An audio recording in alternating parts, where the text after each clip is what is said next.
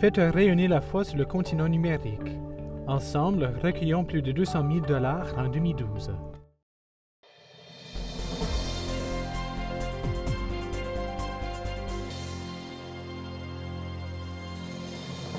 Bonsoir, bienvenue à Perspective. Depuis la mi-août et ce jusqu'au 23 septembre, se tient à Rome le 84e chapitre général des Capucins. L'Ordre des frères mineurs capucins, inspiré de la vie du Christ et de saint François, comprend plus de 11 000 fidèles, laïcs et prêtres à travers le monde. En ce moment, 169 délégués de 106 pays sont rassemblés pour prendre des décisions, discuter des orientations pour les années à venir et participer à des élections.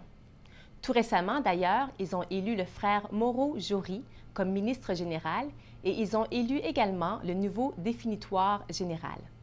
Dans la tradition franciscaine capucine, ils appellent définitoire le groupe de frères élus pour conseiller et soutenir le ministre général dans son service d'animation de tout l'ordre. Au nombre de 9, ces frères proviennent de toutes les parties du monde. Ils occupent ces fonctions pour une période de 6 ans. Je prends l'occasion pour souligner le décès du ministre provincial de l'Ordre des frères mineurs capucins pour la partie francophone du Canada, le frère Benoît Fortier, qui nous a quittés cet été, soit le 4 juillet 2012. Le frère Fortier était un militant des causes sociales. Il a mis sur pied plusieurs projets de logements sociaux. Il faisait de la lutte à la pauvreté sa cause de prédilection.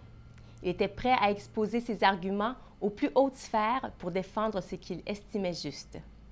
Si vous désirez en savoir plus sur cet ordre ou sur le 84e chapitre général, visitez leur site à www.capucinquebecblogspot.ca.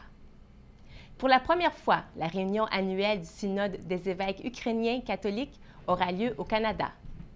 La rencontre se tiendra à Portage-la-Prairie, une localité située dans l'archiparchie ukrainienne catholique de Winnipeg. Le synode se déroulera du 9 au 16 septembre 2012. Les évêques ukrainiens catholiques du Canada tenaient à ce que cette rencontre annuelle se passe au Canada pour souligner le 100e anniversaire de l'arrivée au Canada du premier évêque catholique ukrainien, le bienheureux Nikita Budka. Environ 35 à 40 évêques ukrainiens participeront à cette réunion, incluant le primat de l'Église catholique grecque ukrainienne. Pendant sa visite au Canada, il sera accueilli par l'Assemblée plénière de la Conférence des évêques catholiques du Canada et fera également des visites pastorales dans chacune des 5 éparchies ukrainiennes catholiques à travers le Canada. Hier, ce fut un grand événement pour la télévision Ciel et Lumière. Le documentaire Across the Divide, réalisé par le journaliste Chris Dimitrenko, a été présenté pour la première fois à Toronto, au Collège Saint-Michael. Après la projection du documentaire, on a tenu un panel de discussion sur le thème des chrétiens au Moyen-Orient. Le cardinal Thomas Collins, archevêque de Toronto, était aussi présent à l'événement. Demain, sur les ondes de Ciel et Lumière, on présentera pour la première fois le Focus catholique sur le centre Benoît-Lacroix, à 19h30. Merci et bonne soirée.